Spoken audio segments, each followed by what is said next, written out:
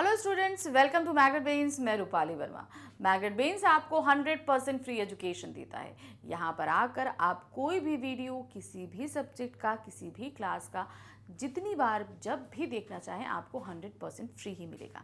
ना ही आपको इसके लिए कोई पैकेज परचेज करना, ना कोई पेमेंट देना, ना ही कोई कूपन देना। इवन आप सारे वीडियोज़ 100% फ्री देख सकते हैं। तो आज का जो हम वीडियो लेकर आए हैं वो भी आपके लिए 100% फ्री है, क्योंकि यहाँ तो फ्री एजुकेशन प्लेटफॉर्म है, यहाँ पर किसी तरह के कोई चार्जेस नहीं लिए जाते। तो आज का वीडियो है क्लास 12th हिंदी कोर का। हम लेकर आए हैं magnet brains sample paper solution for board examination paper number 10। तो हम अभी तक 9 पेपर कर चुके हैं। तो चलिए आज हम 10 करते हैं, फटाफट सारे कंप्लीट करते हैं, क्योंकि बोर्ड एग्जामिनेशन हम लोग के बहुत ही नज़दीक है, तो इनको हमें तैयार करना है। ठीक है, चलिए शुरू करते हैं। तो सबसे पहले कुछ सामान्य निर्देश हैं। अब तक आपको सामान्य निर्देश अच्छे से समझ में आ गए होंगे, लेकिन ऐसा नहीं है कि जब आपके पास पेपर आएगा एक्चुअल का तो आप उसके निर्देश नहीं पढ़िएगा। 100% प्लीज़ उसको पढ़िएगा, और जैसा उसमें दिया गया है उनको आपको वैसे ही करना है। तो आपको 3 घंटे का समय दिया जा रहा है। 80 मार्क्स का पेपर है। ये 2 खंडों में विभक्त है। पहला खंड आपका बहुविकल्पीय आधारित है, जिसमें आपसे 45 प्रश्न पूछे गए हैं, जिसमें से आपको सिर्फ 40 प्रश्न करने हैं। पूरे प्रश्न पत्र में 13 क्वेश्चन दिए गए हैं, सारे ही आपको करने हैं, है ना, और वो भी सीक्वेंस से करने हैं। खंड बा हमारा जो है वर्णनात्मक यानी कि सब्जेक्टिव है। आपको सारे प्रश्नों के उत्तर पूरे डिटेल में लिखने हैं। हर प्रश्न के साथ आपके सामने विकल्प मौजूद हैं। उन विकल्पों को ध्यान से पढ़ते हुए सभी प्रश्नों के उत्तर दीजिएगा, और साथ ही साथ मैं बार बार बोल रही हूँ, सीक्वेंस में काम कीजिएगा। 1 2 3 4 5 6 7 क्वेश्चन हमेशा 1 to 13 आप पूरे सीक्वेंस में करिएगा। ठीक है, तो ये तो सारे निर्देश हो गए जो मैंने आपको फटाफट बता दिए। अब शुरू करते हैं। हमारा क्या है, खंड आ। खंड आ में हमारे पास अपठित गद्यांश दिया गया है। इसको हमें ध्यान से पढ़ना है, और इस पर आधारित 10 बहुविकल्पीय प्रश्न दिए गए हैं जिन्हें हमें करना है। तो चलिए पढ़ते हैं ध्यान से। पहले हम गद्यांश को। जिस समय लोकमान्य तिलक ने राजनीतिक क्षेत्र में कदम रखा, उस समय पूरा देश चैतन्यहीन और स्वतत्वहीन हो चुका था। देश के करोड़ों निवासी जंगल के सूखे पत्तों की तरह अस्त व्यस्त थे। मतलब कहते हैं ना कि लोग जो हैं वो आपस में, एक होती बाउंडिंग होती है, हम आपस में सब अपने अपने मुद्दों पर, अपनी अपनी बातों पर इधर उधर बिखरे हुए थे। उनमें जीवन नहीं था, एकता नहीं थी, उनका आत्मविश्वास मर चुका था। उनके मन यह भरा जा चुका था कि अंग्रेजी साम्राज्य इस देश पर सदा शासन करने वाला है, क्योंकि अंग्रेजों का शासन था। इतना सारा अत्याचार वो लोग झेल चुके थे कि किसी भी तरह का उनके अंदर उत्साह नहीं था। बस जीवन चल रहा है, वो चलाते जा रहे थे, और ये चीज़ भरी थी कि अंग्रेज हमेशा हमारे ऊपर शासन करेंगे, वो हम उनसे आज़ाद नहीं हो पाएंगे। इस परिस्थिति को बदलने की आवश्यकता तिलक ने महसूस की। उन्होंने उन्हीं असंगठित पत्तों जैसे लोगों को इकट्ठा किया और उनमें राष्ट्रीय स्वतंत्रता के लिए संकल्प जगाया। देश का बहुसंख्यक समाज परलोक को अधिक महत्व देता था और इस लोक के प्रति उदासीन था। मतलब कि ईश्वर का जो लोक है वो ज़्यादा अच्छा है, और ये लोक जो है मिथ्या है, इसमें हमें कोई यकीन नहीं, ऐसा था। इस दृष्टि को बदलकर उन्होंने जीवनोन्मुख बनाया। इस कार्य के लिए उन्होंने भगवत गीता को नया अर्थ दिया और कर्म योग के सिद्धांत को लोगों के सामने रखा, जो राष्ट्रीय पुनर्जागरण के कार्य में बड़ा ही महत्वपूर्ण और प्रेरणादायक सिद्ध हुआ। तब हालत कुछ ऐसी थी कि अपने समाज के दोष दिखाने और पाश्चात्य समाज जीवन, विचार और कृतित्व का गुणगान करने में ही हमारे पढ़े लिखे विचारक गौरव महसूस करते थे। भारत के बहुसंख्यक समाज की धर्म प्रणाली, रीति रिवाज, समाज व्यवस्था सभी उनकी दृष्टि में हेय थी। तिलक ने इस बात को समझा और अपने समाज, धर्म और इतिहास के प्रति लोगों का अभिमान जगाया। इसी के साथ उन्होंने समाज के विभिन्न गुटों के मध्य उत्पन्न हुए विरोधों को दूर कर राष्ट्रीयता की भावना को पैदा किया, और राष्ट्रीयता की भावना से ही पूर्ण स्वराज की मांग का उदय हुआ, जिसका प्रेरक वाक्य था, स्वतंत्रता हमारा जन्मसिद्ध अधिकार है। तिलक का ये जो है नारा था, स्वतंत्रता हमारा जन्मसिद्ध अधिकार है। तो किस तरीके से एक बिखरा समाज था हमारा भारत, पूरी तरीके से, जहाँ पर लोगों के अंदर का उत्साह, जोश, सभी कुछ मर चुका था। ना कुछ करने की इच्छा थी, ना कुछ पाने की इच्छा थी। उस समाज को तिलक ने संगठित किया। ये हमारे गद्यांश में बताया है। अब इस पे आधारित प्रश्न है। पहला, गद्यांश का उपयुक्त शीर्षक होगा, हम अच्छा सा शीर्षक क्या दे सकते हैं। तिलक का जीवन परिचय, स्वतंत्रता आंदोलन में तिलक का योगदान, का खा दोनों या इनमें से कोई नहीं। तो हम सही ऑप्शन यहाँ दे सकते हैं स्वतंत्रता आंदोलन में तिलक का योगदान, कि भाई हमने यहाँ उनका जीवन तो पढ़ा नहीं है, हमने ये देखा है कि उन्होंने स्वतंत्रता आंदोलन किस तरीके से लोगों के अंदर वो राष्ट्रीयता की भावना जागृत करी और उनको आंदोलन के लिए प्रेरित किया। दूसरा प्रश्न है, तिलक की राष्ट्रीयता की भावना किस रूप में प्रतिफलित हुई? किस रूप में हुई? स्वराज्य की मांग के, पाकिस्तान की मांग के, इंग्लैंड के मांग के, या सभी? तो उनका क्या था? वो था आपका स्वराज की मांग का, हमें अपना राज्य चाहिए, इसके रूप में फलित हुई थी। चैतन्यहीन से क्या तात्पर्य? शब्द आया था ना चैतन्यहीन, उसका क्या मतलब था? चेतना विहीन, आत्मविश्वास से परिपूर्ण, विकल्प का खा या इनमें से नहीं? तो चैतन्यहीन का तात्पर्य होता है चेतना विहीन। जहां पर हमारे कहते हैं ना, एक चेतना मतलब जान, तो वहां पर लोगों के अंदर जान थी लेकिन अब उसके अंदर जोश नहीं था, कुछ करने की इच्छा नहीं थी, तो इसीलिए उनको चैतन्यहीन कहा गया है।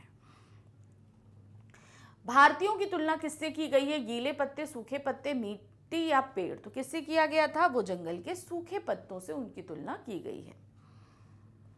भारतीय पढ़े लिखे विचारकों की दृष्टि से हे क्या था? जो पढ़े लिखे विचारक थे उनके हिसाब से क्या चीज थी? हे थी। रीति रिवाज, समाज व्यवस्था, धर्म प्रणाली या सभी कुछ? तो हे उनके लिए था ये सभी कुछ, रीति रिवाज, समाज व्यवस्था, धर्म प्रणाली, सभी कुछ। क्योंकि वो जो पढ़े लिखे लोग थे, वो जो हमारा समाज था, जो ये लोग था, उसको बेकार का मानते थे, कुछ मतलब था, वो परलोक में ज्यादा विश्वास करते थे। तिलक ने लोगों में कैसा स्वाभिमान जागृत किया? राष्ट्रीय, अंतर्राष्ट्रीय, का खा दोनों या इनमें से कोई नहीं? तो सही ऑप्शन क्या था? उन्होंने राष्ट्रीय भाव जागृत किया था। निम्नलिखित कथनों पर विचार कीजिए। अब हमारे पास 3 कथन है, इन्हें हमें पढ़ना है और इस पे आधारित नीचे जो हमारे पास ऑप्शन दिए हैं उन पर टिक करना है। तो क्या है? देशवासियों के मन में यह सब बस चुका था कि अंग्रेज सदा के लिए शासन करने वाले हैं। दूसरा है, देशवासियों के मन में यह बस चुका था कि अंग्रेज सदा के लिए शासन नहीं करने वाले हैं। तीसरा है, अंग्रेज सदा से भारतीयों की मदद करते आए। तो इन 3 में ऑप्शन क्या सही है? हमारा नंबर 1 हमारा एकदम सही है। देशवासियों के मन में ये चीज बस चुकी थी कि अंग्रेज सदा के लिए हमारे ऊपर शासन करने वाले हैं। तो नंबर 1 ऑप्शन हमारा एकदम सही है। नेक्स्ट आते हैं, किसके द्वारा राष्ट्रीय पुनर्जागरण का कार्य किया गया? किसके द्वारा किया गया था? जीवनोन्मुख दृष्टि, कर्म योग के सिद्धांत, का खा दोनों या? तो किसके द्वारा राष्ट्रीय पुनर्जागरण का काम था? वो था हमारा का खा दोनों, यानी कि जीवनोन्मुख दृष्टि थी और कर्म योग के सिद्धांत थे। आप कर्म करोगे तभी आपको चीजें मिलेंगी, और जीवनोन्मुख यानी कि जीवन को आप धारण करते हुए, क्योंकि सब चैतन्यहीन थे, किसी के अंदर कोई जोश, कोई उत्साह नहीं था, तो वो जीवन उनके अंदर लोगों का भरा था तिलक जी ने, तब वो आगे भर पाए थे। प्रश्न संख्या 9, प्रेरक वाक्य क्या था? क्या था प्रेरक वाक्य? स्वतंत्रता हमारा जन्मसिद्ध अधिकार है, स्वतंत्रता हमारा जन्मसिद्ध अधिकार नहीं है, स्वराज्य की मांग हमारा जन्मसिद्ध अधिकार नहीं है, बेड़ियों में रहना हमारा जन्मसिद्ध अधिकार है। तो यहां पर जो सही है वो क्या है? स्वतंत्रता हमारा जन्मसिद्ध अधिकार है। सॉरी। फिर है प्रश्न संख्या 10, निम्नलिखित कथन और कारण को ध्यानपूर्वक पढ़िए और उसके बाद दिए गए विकल्पों में से कोई एक सही विकल्प चुनिए। तो अब हमारे पास एक कथन है, एक कारण है, हमें इन दोनों को पढ़ना है। सबसे पहले कथन पढ़ेंगे और फिर देखेंगे कारण से मिलता है कि नहीं। फिर जो भी सही ऑप्शन होगा वो नीचे दिए गए हैं 4, इन्हीं में हम टिक करेंगे। तो पहला क्या है? सामाजिक सौहार्द के लिए विभिन्न गुटों में बटे भारतीय समाज के अंतर विरोधों को दूर किया। कथन तो सही है, तिलक जी ने ये काम किया था। दूसरा, जिससे पूर्ण स्वराज की मांग का उदय हुआ, ये भी सही है, क्योंकि जब ये सारी जितनी विभिन्नताएं हैं दूर हो गई तो पूर्ण स्वराज की मांग भी सही हो गई। तो यहाँ पर कथन और कारण एकदम सही है। तो ऑप्शन अगर हम देखेंगे तो हमारा यहाँ पर सही है का। कथन ए तथा कारण आर दोनों सही है तथा कारण आर कथन ए की सही व्याख्या करता है। अब आते हैं हम प्रश्न संख्या 2 पे। यहाँ पर हमारे सामने 2 अपठित पद्यांश रखे गए हैं। दोनों ही पद्यांशों में से हमें सिर्फ एक पद्यांश करना है, तो आपको तो एक करना है, हम यहाँ आपको दोनों बताएंगे। अब पद्यांश पे आधारित 5 बहुविकल्पीय प्रश्न हैं और 5 ही आपको करने हैं, इसमें कोई भी ऑप्शन नहीं है आपके पास में। देखिए क्या सबसे पहला पद्यांश है, मन दीपक निष्कंप जलोरे, सागर की उत्ताल तरंगे आसमान को छू छू जाएं, डोल उठे डगमग भूमंडल, अग्निमुख ज्वाला बरसाएं। धूमकेतु बिजली की धुति से धरती का अंतर हिल जाए, फिर भी तुम जहरीले फन को कालजयी बन उसे दलोरे। कदम कदम पर पत्थर काटे, पैरों की छलनी कर जाएं, शांत क्लांत करने को आतुर क्षण क्षण में जग की बाधाएं। मरण गीत आकर गा जाएं, दिवस रात आपद विपदाएं, फिर भी तुम हिम पात तपन में बिना आह चुपचाप चलो। तो यहाँ पर क्या बताया है कि जब हम किसी राह पर चलते हैं तो क्या होता है, हमारे सामने बहुत सारी बाधाएं आती हैं। तो हमें क्या बताया कि चाहे जितनी मुश्किल, भाई धूमकेतु आए, पृथ्वी हिल जाए, ज्वार आए, गर्मी आए, कुछ भी आए, तुम्हें अपनी राह से हिलना नहीं है, चाहे जितनी ही विपदाएं क्यों ना हो। तो तुमको जो है उसमें एक आगे बढ़ते ही रहना है, बिल्कुल डरे बिना हिले।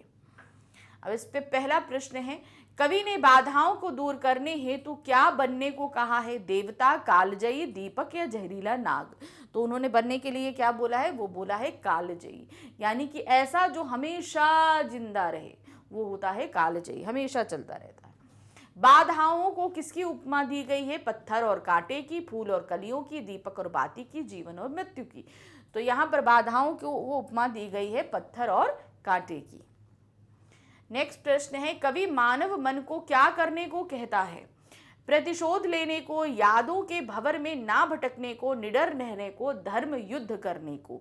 तो कवि मानव मन को जो है वो निडर रहने को कहता है, कि मतलब चाहे जितनी बाधाएं आए आपको डरना नहीं है, आपको आगे बढ़ते रहना है। प्रश्न संख्या 4 है, कवि ने कविता में किसे संबोधित किया है? दीप रूपी मन को, कमल रूपी मन को, सूर्य रूपी मन को, या फन रूपी मन को?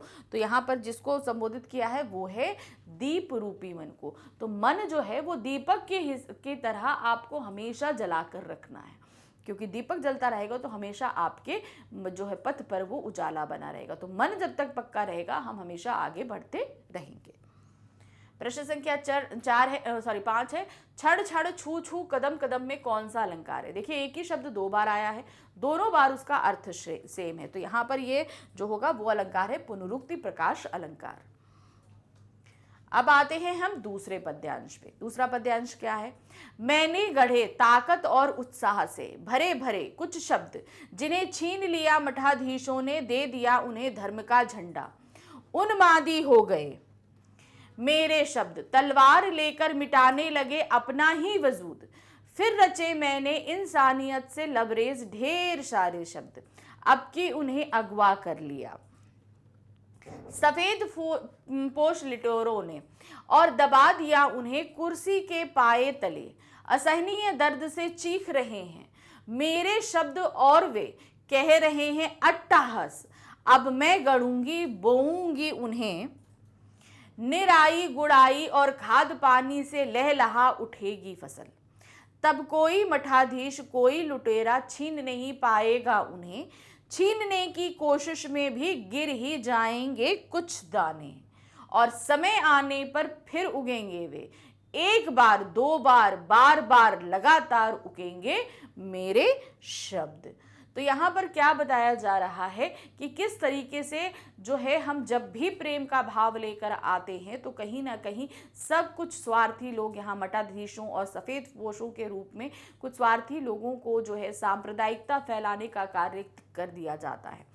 तो लेकिन यहाँ पर आगे क्या है, मैं इनको मतलब इन भावों को कभी दबने नहीं दूंगा, मैं आगे बढ़ता ही रहूँगा, करता रहूँगा, ऐसे शब्द लिखूँगा जो कभी किसी के द्वारा लूटे ना जा सकें, और किसी ने लूटने की कोशिश करी तो लेकिन तब भी वो गिरकर आगे बढ़ते ही रहेंगे, ऐसे आगे होगा। तो अब यहाँ पर पहला प्रश्न है, मठाधीशों ने उत्साह भरे शब्दों को क्यों छीन लिया? धार्मिक उन्माद जगाने के लिए, धर्म से दूर करने के लिए? विकल्प का खा सही है या इनमें से कोई नहीं? तो क्यों छीना मठाधीशों ने? वो था उनको धार्मिक उन्माद फैलाने के लिए, कि मतलब ये इस धर्म का शब्द है, ये इस धर्म का शब्द है, इन्होंने छीन लिया और फैला दिया कि वो धार्मिक उन्माद, यानी कि लोग धर्म के नाम पर झगड़ने लगे। प्रश्न संख्या 2 है, निम्नलिखित कथनों पर विचार कीजिए। अब हमारे पास में यहाँ 3 कथन दिए गए हैं, इन पर हमें देखना है कौन सा है। तलवार शब्द आत्मघात की ओर संकेत करता है, तलवार शब्द सुरक्षा की ओर संकेत करता है, तलवार शब्द निष्क्रिय की ओर संकेत करता है। तो सही क्या है भाई, यहाँ पर अगर हम वाद्यांश के हिसाब से देखेंगे तो हमारा ऑप्शन 1 सही है। तलवार शब्द आत्मघात की ओर संकेत करता है, मतलब आपको नुकसान पहुंचाएगा उसकी ओर संकेत कर रहा है। प्रश्न संख्या 3 है, कवियत्री किस उम्मीद से शब्दों को बो रही हैं? सही अर्थ प्राप्त करने की, अलग अर्थ प्राप्त करने की, काखा दोनों या इनमें से कोई नहीं। तो कवियत्री ने जो शब्द बोए हैं उसका सही जो है वो अर्थ सही प्राप्त करना चाहती हैं कि मैं शब्द तो से लिखता हूँ लेकिन उसको कभी लोग अपने अपने हिसाब से ले लेते हैं, लेकिन जो मैं लिखना चाहती हूँ मेरे तरीके से, मेरे अर्थ से कोई उसे एक्सेप्ट नहीं कर पा रहा, तो लिख के रहेंगे सही अर्थ के लिए। नेक्स्ट क्वेश्चन है, पंक्तियों में वे शब्द किसके लिए प्रयुक्त हुआ है? राष्ट्रपति, जनता, नेताओं या किसान? तो यहाँ पर ये जो यूज हुआ है वो है नेताओं के लिए। चाहे वो कुर्सी तले दबा लेते हैं तो वे कह रहे हैं कि नहीं अब मैं फिर से करूंगा, तो वे दबाते हैं। वे शब्द किसके लिए है? वो सफेद पोश नेताओं के लिए है। कवि बाधाओं को दूर करने हेतु क्या बनने के लिए कहता है? अगर आप बाधाएं दूर की उसके लिए क्या बनना के कहता है? सक्रिय, कालजयी, साधारण मनुष्य या राष्ट्रपति? तो वो बनने के लिए बोलता है कालजयी, कि मतलब ऐसा बनो कि जो हमेशा टिका रहे, ऐसा बनने के लिए उन्होंने बोला है। अब हम आ जाते हैं प्रश्न संख्या 3 पे। यहाँ पे हमसे अभिव्यक्ति और माध्यम जो हमारी पुस्तक है उस पर आधारित हमसे 5 प्रश्न पूछे गए। इन 5 ही प्रश्नों को हमें यहाँ पर करना है, 1 मार्क्स ईच रहेगा।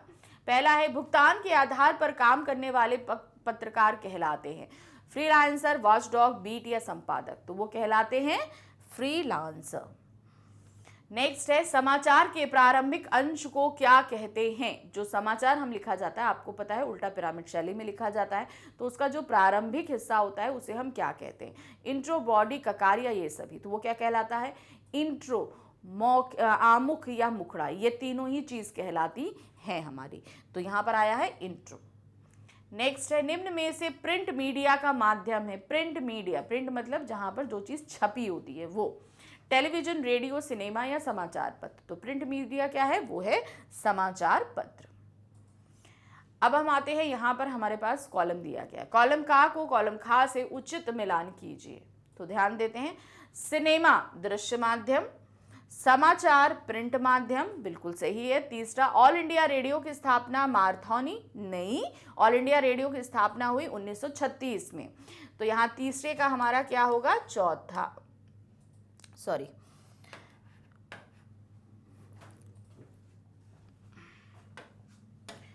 यहां पर हमारा तीसरे का रहेगा 4th, ठीक है।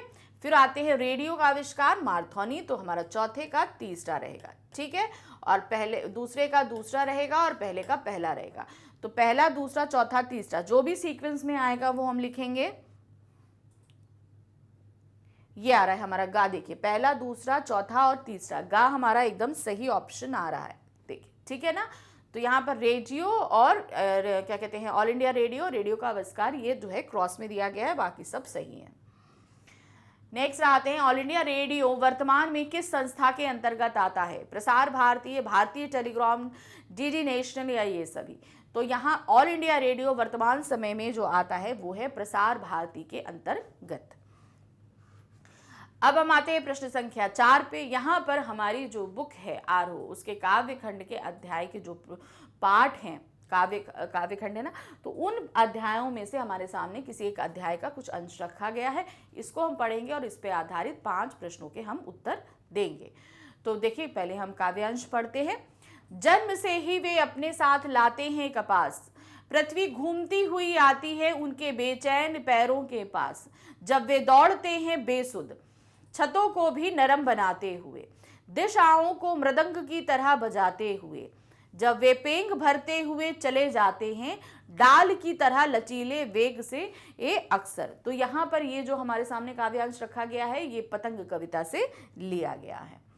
छतों के खतरनाक किनारों तक उस समय गिरने से बचाता है उन्हें सिर्फ उनके ही रोमांचित शरीर का संगीत। पतंगों की धड़कती ऊंचाइयां उन्हें थाम लेती हैं महज एक धागे के सहारे। पतंगों के साथ साथ वे भी उड़ रहे हैं अपने रंध्रों के सहारे। अगर वे कभी गिरते हैं छतों के खतरनाक किनारों से और भी निडर होकर सुनहरे सूरज के सामने आते हैं। पृथ्वी और भी तेज घूमती हुई आती है उनके बेचैन पैरों के पास। तो ये हमारी हो गई पूरी कविता। उस पे आधारित प्रश्न देखिए क्या है। पद्यांश में वे और उनके सर्वनाम शब्द किनके लिए प्रयुक्त हुआ है, किसके लिए इस्तेमाल किया गया है? जाहिर सी बात है वो बच्चों के लिए इस्तेमाल किया गया है।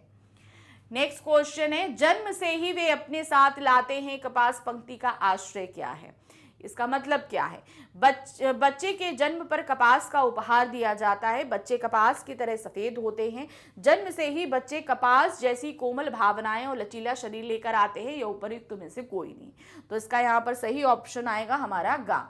बच्चे जन्म से ही कपास जैसी कोमल भावनाएं, कोमल शरीर और जो है वो शरीर का लचीलापन लेकर पैदा होते हैं। प्रश्न संख्या 3 है, दौड़ते हैं बेसुध पंक्ति के अनुसार बच्चों की बेसुधी के उदाहरण हैं। अब ये बेसुधी के उदाहरण कैसे? उन कवि ने बोला कि भाई ये बेसुध है, इसका उदाहरण क्या है? वे दौड़ते दौड़ते सो जाते हैं, वे सो नहीं पाते अतः नींद में ही दौड़ते रहते हैं, वे जैसे ही बेसुध होते हैं दौड़ना शुरू कर देते हैं।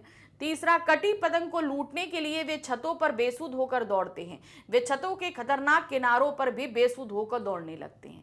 तो यहाँ बेसुध उन्होंने क्यों बोला है? क्योंकि वो कटी पतंग जैसे ही देखते उसके पीछे दौड़ते हैं और छतों के खतरनाक किनारों से डरते भी नहीं है।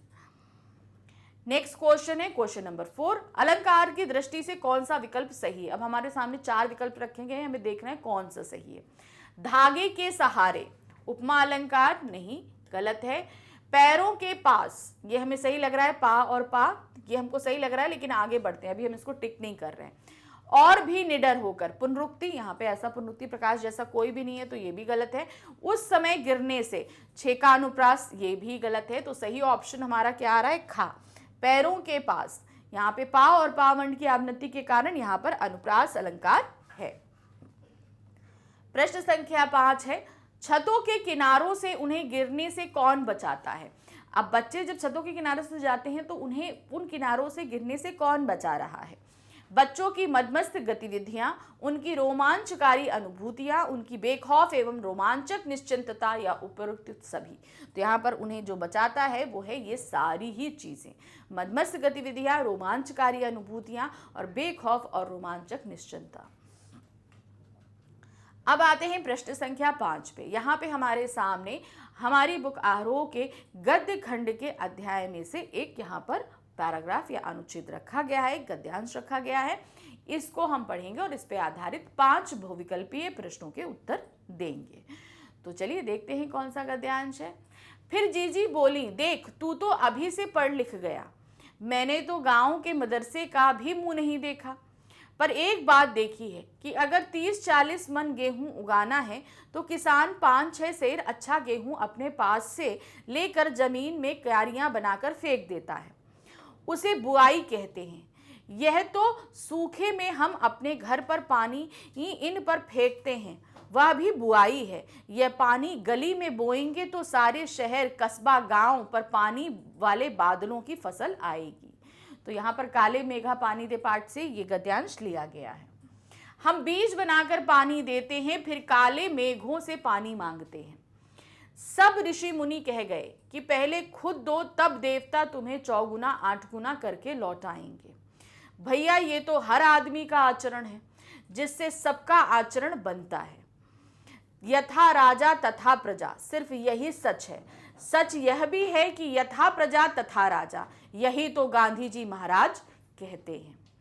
तो यहाँ पर जीजी जिस तरीके से अपने तर्क का समर्थन दे रही हैं, तर्क जो प्रस्तुत कर रही हैं लेखक के सामने पानी फेंकने को लेकर, उसका यहाँ पर प्रस्तुतिकरण हुआ है।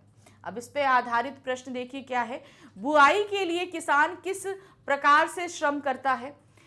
जमीन की निराई गुड़ाई करना, हल चलाना व क्यारियां बनाना, बीज बोना या उपर्युक्त सभी। तो बुआई के लिए किसान ये लगभग हमको लगता है ये सारी ही चीजें करता है ना, तो यहाँ का हम क्या देंगे? उपर्युक्त सभी। प्रश्न संख्या 2 है, त्याग की महत्ता को किसने बताया है? त्याग करने का इंपॉर्टेंस किसने बताया है? ऋषि मुनियों ने, इंद्रसेना ने, लेखक ने या राजा ने? तो त्याग करने की जो महत्ता है वो ऋषि मुनियों ने बताई है। नेक्स्ट है, इंद्रसेना पर पानी फेंकना जीजी के अनुसार क्या है? जीजी के अनुसार क्या? लेखक के अनुसार तो पानी की बर्बादी है, लेकिन यहाँ पर जीजी का क्या मत है? तो वो क्या कर रही हैं, उनका कहने का मतलब है वो कर रही हैं पानी की बुआई। जैसे खेत में बुआई करी जाती है और फसल उगती है, उसी तरह यहाँ पर क्या हो रहा है, पानी की बुआई हो रही है। प्रश्न संख्या 4 है, निम्नलिखित कथन कारण को ध्यान पूर्वक पढ़िए, उसके बाद दिए गए विकल्पों में से कोई एक सही विकल्प चुनकर लिखिए। अब यहाँ पर क्या है, कथन भी है, कारण भी है और उसके नीचे 4 ऑप्शंस दिए गए हैं। तो पहले हम कथन पढ़ेंगे, फिर कारण पढ़ेंगे और देखेंगे कौन सा सही है। तो पहले कथन क्या है, जीजी ने अपने आचरण संबंधी बात के समर्थन में गांधी जी का नाम लिया है। बिल्कुल सही है, उन्होंने लिया था। अब कारण क्या है, आर, क्योंकि गांधी जी सत्य का समर्थन करते हैं। अब उन्होंने क्यों लिया, ये बिल्कुल सही है, क्योंकि गांधी जी का नाम इसलिए क्या, क्योंकि गांधी जी जो समर्थन करते हैं वो सत्य का समर्थन करते हैं। उसी तरह जीजी क्या है, वो भी सत्य का समर्थन कर रही हैं। तो यहाँ पर कथन और कारण दोनों ही सही है। तो ऑप्शन हमारा जो सही आ रहा है वो है गा, कथन ए सही है तथा कारण आर कथन की सही व्याख्या करता है।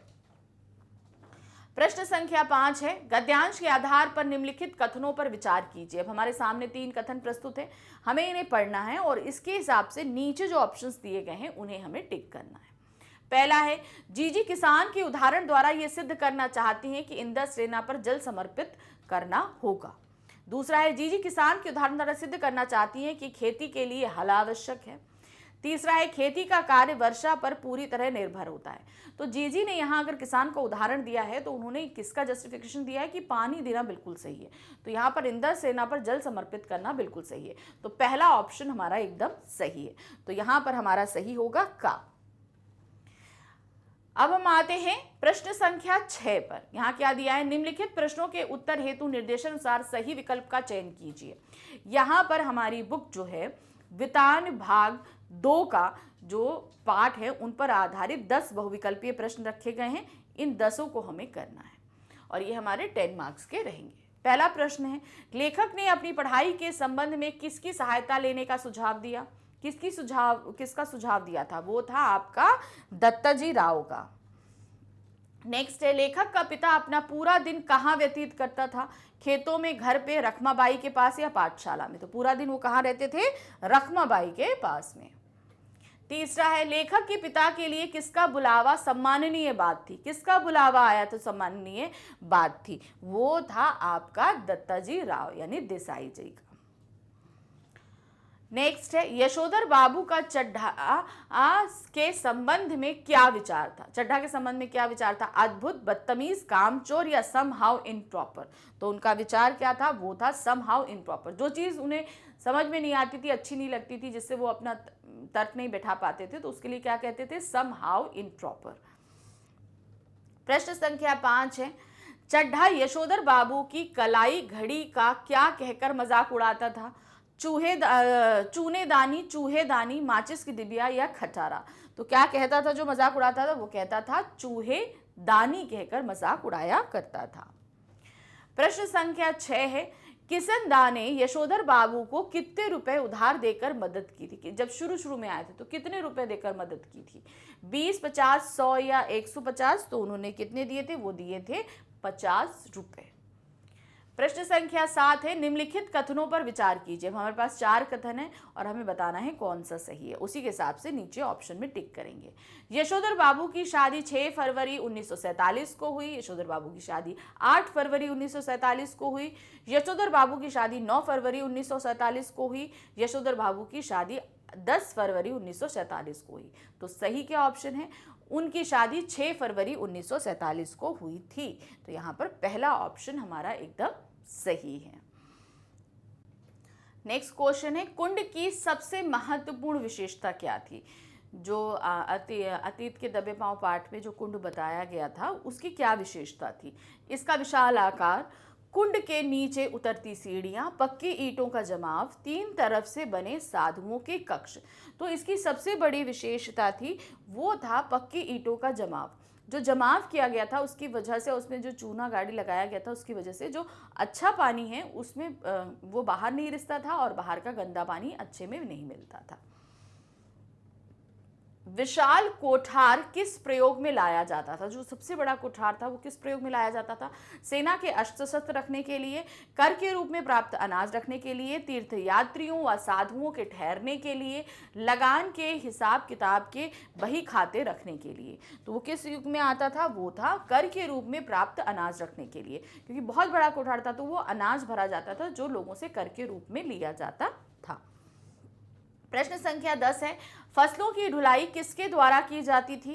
बैलगाड़ी, हथठेला, सिर पर रखकर या ऊंटों से? तो वो करी जाती थी आपकी बैलगाड़ी के द्वारा। अब हम आ गए हैं अपने खंड बा पे। अब खंड बा हमारा, हमने जैसे बताया आपको, टोटल वर्णनात्मक है। हर एक प्रश्न का उत्तर हमें पूरे डिटेल के साथ में देना है। तो यहाँ खंड बा में हमारा प्रश्न संख्या 7 से शुरू होता है। यहाँ पर हमारे सामने क्या प्रश्न है? दिए गए 4 अप्रत्याशित विषयों में से किसी एक विषय पर लगभग 120 शब्दों में रचनात्मक लेख लिखिए। अब हमारे सामने रचनात्मक लेख लिखने का ऑप्शन आया, जिसमें 4 ऑप्शन दिए गए हैं, हमें सिर्फ एक करना है। तो जो भी आप एक करोगे वो ध्यान रखना 120 शब्दों में ही होना चाहिए। 120 से 125 जा सकता है, लेकिन बहुत ज़्यादा नहीं बढ़ाइएगा। और दूसरी चीज़, इसके लिए आपको जो मार्क्स मिलेंगे वो है 6 मार्क्स। कितने? 6 मार्क्स आपको इसके लिए मिलेंगे। अब इसमें ध्यान रखना, रचनात्मक लेख में हमने आपको बहुत हद तक बताया है कि आत्मपरक शैली में लिखा जाता है। मैं जैसे तो कुछ टॉपिक्स ऐसे होते हैं जिसमें हम आत्मपरक शैली में नहीं लिख पाते, जहाँ पे किसी अलग शख्सियत के बारे में हमें बताना पड़ता है। तो उसको छोड़कर बाकी सभी में आप जो है अपने आप को शामिल करते हुए ही लिखिएगा। तो यहाँ पर 4 ऑप्शंस क्या है देखिए। कंप्यूटर मेरे जीवन में, दूसरा ऑप्शन है भारत की सामाजिक समस्याएं, तीसरा है स्वाभिमान चाहिए अभिमान नहीं, विकास के लिए शिक्षा आवश्यक। तो ये 4 टॉपिक दिए गए हैं, तो हम चारों में ही करेंगे, आपको कोई एक करना है। तो सबसे पहला जो हमारे सामने ऑप्शन, तो जो भी आप ऑप्ट करोगे उसे मिडिल टॉप हेडिंग में लिखकर और नीचे लिखना शुरू कर देंगे रचनात्मक लेख। तो सबसे पहले हम जो लिख रहे हैं कंप्यूटर मेरे जीवन में। अब सभी के जीवन में कंप्यूटर का अपना अपना महत्व है, तो यहाँ पर आप देखेंगे कैसे लिखें। अगर आपको लिखना होगा तो आप अपने हिसाब से भी इसको कर सकते हैं। कंप्यूटर आधुनिक विज्ञान का अद्भुत करिश्मा है, जिसने सारे विश्व को अपने आकर्षण में जकड़ लिया है। कोई वैज्ञानिक प्रतिष्ठान हो या औद्योगिक प्रतिष्ठान, बैंक हो या बीमा निगम, रेलवे स्टेशन हो या बस डिपो, हर जगह इसका बोलबाला है। यही स्कूल कॉलेजों में विद्यार्थियों की रुचि का केंद्र है। सबकी तरह मैं भी कंप्यूटर के प्रभाव से अछूता नहीं हूँ। कंप्यूटर ने मेरे जीवन को जहाँ रफ्तार दी है, वहीं इसे आरामदायक भी बना दिया है। शिक्षा से संबंधित कैसी भी जानकारी प्राप्त करना बहुत सरल हो गया है। परिवार, रिश्तेदार, मित्रों आदि से संपर्क बनाए रखना हो या बिजली, टेलीफोन आदि के बिल जमा करने हो, तो कंप्यूटर के द्वारा घर बैठे जमा कर सकते हैं। तो मतलब देखिए, हम सभी के हिसाब से हम लोग जितना भी काम है, बहुत सारी चीज़ें हम लोग अब घर से करने लगे। जहाँ पहले आप देखिए कि बिल जमा करने के लिए हमें लाइन लगानी पड़ती थी, अब वो नहीं है। टिकट बुक करने के लिए स्टेशन पे जाना पड़ता था, कुछ नहीं, आप घर बैठे ही सारा काम आसानी से कर सकते हैं। कंप्यूटर के कारण भारी भरकम पुस्तकें को रखने, संभालने और उन्हें उलटने पलटने की आवश्यकता खत्म हो गई है, क्योंकि ये सभी कुछ हमें क्या है, कंप्यूटर पर इजीली आसानी से मिल जाता है। इंटरनेट ने सारे विश्व को एक पाठशाला में बदल देने की शक्ति दिखा दी है। कंप्यूटर के कारण मैं किसी भी प्रकार की लंबी से लंबी गणना बिना किसी त्रुटि के कुछ ही पलों में कर लेता हूँ। जब कभी थक जाता हूँ या बोरियत महसूस करता हूँ तो कंप्यूटर पर चलचित्र देख लेता हूँ, यानी कि मूवीज वगैरह देख लेता हूँ, या मनपसंद गाने सुन लेता हूँ। इससे अकेलेपन का एहसास भी नहीं होता है। घर से दूर प्रदेश में यह एक सच्चे मित्र की भांति मेरा साथ देता है। परिवार को पैसे भेजने का कार्य भी कंप्यूटर सुगमता से कर देता है। घर जाने के लिए रेल का टिकट कराना हो या हवाई जहाज का, कंप्यूटर से सुविधापूर्वक कार्य किया जा सकता है। वस्तुतः आज के समय में कंप्यूटर हमारे घर के एक सदस्य की तरह हमारा साथ निभा रहा है। तो ये हम सभी जानते हैं कि मतलब बहुत सारे काम हमारे कितने आसान होते जा रहे हैं। स्टडी हो, बाहर के काम हो, कुछ भी हो, हम बहुत आसानी से आजकल कर लेते हैं। अब दूसरा ऑप्शन हमारे पास में देखिए क्या आया है, भारत की सामाजिक समस्याएं। बहुत सारी समस्याएं हैं, तो उन समस्याओं को आप यहाँ पर उजागर करेंगे। मेरा भारत एक विशाल देश है, जहां विभिन्न धर्मों, जातियों व वेशभूषाओं को धारण करने वाले लोग निवास करते हैं। दूसरे शब्दों में, अनेकता में एकता हमारी पहचान है और हमारा गौरव है, परंतु अनेकता अनेक समस्याओं की जननी भी है। जब बहुत सारी चीजें होती हैं तो उनको आपस में रखना भी एक मुसीबत का काम हो जाता है, उसमें भी बहुत सारी परेशानियां होने लगती, जैसा कि आप हमारे देश में देखते हैं। इतने धर्म होने के उनमें आपस में कुछ ना कुछ सांप्रदायिकता तौर पर होता ही रहता है, भेदभाव है, लड़ाई झगड़े हैं, बहुत सारी चीजें होती रहती हैं। प्रायः जाति, भाषा, रहन सहन व धार्मिक विभिन्नताओं के बीच सामंजस्य रचना दुष्कर हो जाता है। विभिन्न धर्मों व संप्रदायों के लोगों की विचारधाराएं भी भिन्न भिन्न होती हैं। देश में व्याप्त प्रांतीयता, भाषावाद, संप्रदायवाद या जातिवाद इन्हीं विभिन्नताओं का दुष्परिणाम है। तो ये सारी चीजें जो हैं ये कैसे हो रही, इतनी विभिन्नताएं हैं तभी ये सारी समस्याएं उभर कर आ रही हैं। इनके चलते आज देश के लगभग सभी राज्यों में दंगे, फसाद, मारकाट, लूट खसोट आदि के समाचार प्रायः सुनने व पढ़ने को मिलते हैं। नारी के प्रति अत्याचार, दुराचार तथा बलात्कार का प्रयास हमारे समाज की एक शर्मनाक समस्या है। केवल अशिक्षित ही नहीं अपितु हमारे कथित सभ्य शिक्षित समाज में भी दहेज का जहर व्याप्त है। तो ये समस्याएं सारी एक एक करके हम बता रहे हैं। सांप्रदायिक तौर पे हो गई, अब महिलाओं के प्रति हो गई, समाज में अब दूसरी प्रथा समय दहेज प्रथा है। फिर आते हैं अंधविश्वास और रूढ़िवादिता, हमारे देश के नवयुवकों की को भाग्यवादिता की ओर ले जाती है, फलस्वरूप वे कर्महीन हो जाते हैं। तो अब ये कि अंधविश्वास और रूढ़िवादिता भी है एक समस्या जो हमारे युवा को कर्महीन बता रही है कि मतलब किस तरीके से वो लोग जो है बैठ जाते हैं, अपने भाग्य पे भरोसा करके काम नहीं करते हैं। भ्रष्टाचार भी हमारे देश का एक जटिल समस्या के रूप ले चुका है। भ्रष्टाचार के परिणाम स्वरूप देश में महंगाई और कालाबाजारी के जहर का स्वच्छंद रूप से विस्तार हो रहा है। जातिवाद की जड़ें समाज में बहुत गहरी हो चुकी हैं। तो आप यहाँ पर देख रहे हैं भ्रष्टाचार भी है जो आप सभी जगह पर देखेंगे ये हो चुका है, और जातिवाद तो है ही है। तो इस तरह की ये सामाजिक समस्याएं सभी उभर रही हैं। ये समस्याएं आज की नहीं अपितु सदियों से पनप रही हैं। इसके परिणाम स्वरूप पनपी सामाजिक विषमता देश के विकास में बाधक है। इसके अतिरिक्त देश में फैली अशिक्षा और निर्धनता जैसी सामाजिक समस्याओं के रहते कोई भी देश वास्तविक रूप से विकास नहीं कर सकता। अगर इतनी सारी सामाजिक समस्याएं होंगी तो आप देखिए कि कोई देश अच्छे से विकास कर सकता है नहीं, क्योंकि वो अपने इंटरनल समस्याओं से ही इतना जूझता रहेगा कि वो आगे बढ़ ही नहीं पाएगा। नेक्स्ट हमारे पास में ऑप्शन है स्वाभिमान चाहिए, अभिमान नहीं, यानी कि हमारा स्वाभिमान बना रहे, ईगो नहीं आए, अहंकार नहीं आए इस चीज पे। तो देखिए क्या है, स्वाभिमान अभिमान ये दोनों मनुष्य के चरित्र को परिभाषित करते हैं। जहां स्वाभिमान उसके उच्च व्यक्तित्व का उदात्त अंग कहलाता है, वहीं अभिमान उसके पतन का कारण बनता है। तो जहां स्वाभिमान हमें आगे लेकर जाता है, अहंकार हमें कहीं ना कहीं पीछे गर्त में ढकेल देता है। स्वाभिमान मनुष्य का गुण बन जाता है और अभिमान उसका अवगुण बनता है, क्योंकि हम अहंकार करते हैं, अपने आगे किसी को कुछ समझते नहीं, तो ये क्या हो जाता है, हमारा अवगुण। स्वाभिमान ही प्रत्येक मनुष्य का आभूषण है। यह हर व्यक्ति के अंतस में विद्यमान उसका प्रिय मित्र होता है। स्वाभिमान रूपी पूंजी जिसके पास नहीं होती वह मृत्यु प्राया है। उसे हर कोई रौंदता हुआ आगे बढ़ता जाता है। स्वाभिमान का मतलब है कि यहाँ पर हमारी अपनी सेल्फ रिस्पेक्ट होनी चाहिए। अगर हम वो नहीं रखेंगे, हम अपनी निगाह में अपना ही मान नहीं रखेंगे, तो दूसरा तो हमारा अपमान करता चला जाएगा और इससे हमारा क्या है, पतन होता, हम डिमोरलाइज होते चले जाएंगे। इसी प्रकार जिस देश के लोगों में स्वाभिमान का भाव नहीं होता, उस राष्ट्र को कोई भी शत्रु वो देश आक्रमण करके सरलता से अपने अधीन कर लेता है। इसके विपरीत अभिमान मनुष्य का वह अवगुण है जो व्यक्ति के सिर चढ़कर बोलता है। यह मनुष्य का सबसे बड़ा शत्रु है। मनीषियों का कथन है कि अहंकारी कितने भी ऊंचे बोल क्यों ना बोल ले, उसका अंत हमेशा बुरा ही होता है।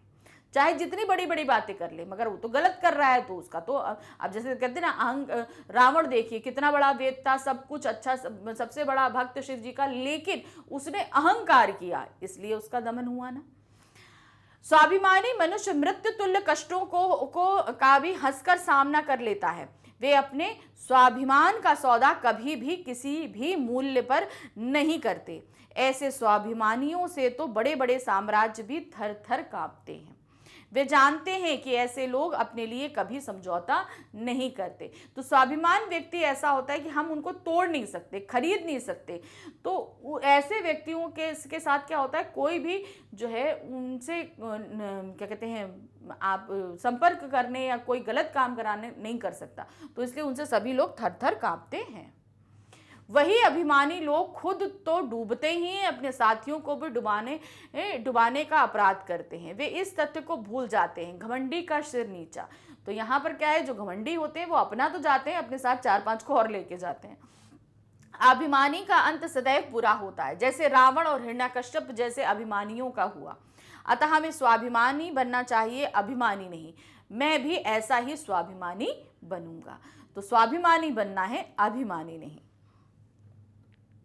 चौथा ऑप्शन है हमारे पास में, विकास के लिए शिक्षा आवश्यक। अब यहाँ पर हमें डेवलपमेंट के लिए अगर हमें पढ़ना जरूरी है, इस चीज की इंपॉर्टेंस हमें बतानी है। तो क्या है, शिक्षा अपने चारों ओर की चीजों को सीखने की प्रक्रिया है। मैं ये जानता हूं कि यह हमें किसी भी वस्तु या परिस्थिति को आसानी से समझने, किसी भी समस्या से निपटने और जीवन पर विभिन्न आयामों में संतुलन बनाए रखने में मदद करती है। शिक्षा के बिना हम अधूरे हैं और हमारा जीवन बेकार है। शिक्षा के बिना मनुष्य अपना विकास नहीं कर सकता। शिक्षा से मनुष्य का बौद्धिक विकास होता है। मतलब हमारा जो माइंड है वो काफ़ी कुछ चीज़ों को पढ़ने समझने से क्या होता है, खुल जाता है। तो हम आसपास की सभी चीज़ों को ग्रैब करना शुरू कर देते हैं, जिसके बल पर वह आत्मनिर्भर बन अपना आर्थिक विकास कर सकता है। किसी भी देश या जाति के विकास के लिए भी शिक्षा उतनी ही आवश्यक है जितनी मानव के व्यक्तिगत विकास के लिए।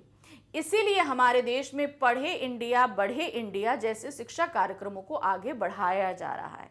भाई शिक्षा बहुत ज़रूरी है, क्योंकि ये हमारी बेसिक नीड है, क्योंकि ये हमको हर तरह से, आप किसी भी क्षेत्र में जाओ, कुछ भी करो, हमेशा हमें आगे ही बढ़ाएगी। यह सामाजिक विकास, आर्थिक समृद्धि और तकनीकी उन्नति का सही रास्ता है।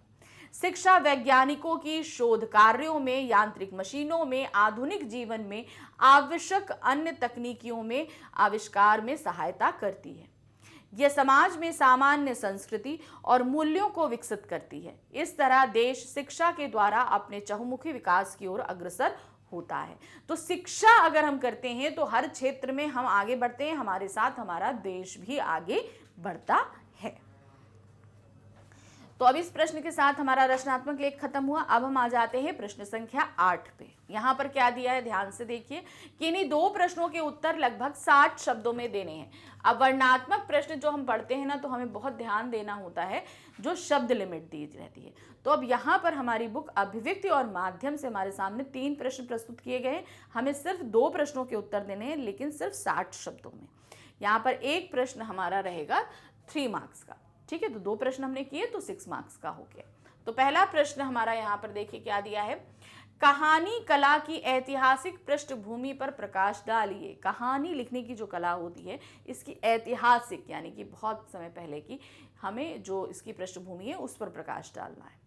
देखिए, कहानी का इतिहास मानव इतिहास जितना ही पुराना माना जाना चाहिए, क्योंकि कहानी मानवीय प्रकृति जन्य है। पहले युद्ध, प्रेम, प्रतिशोध के किस्से, फिर कलात्मक कहानियां और फिर जो उसे प्रिय लगा उसके किस्से सुनाए जाते थे।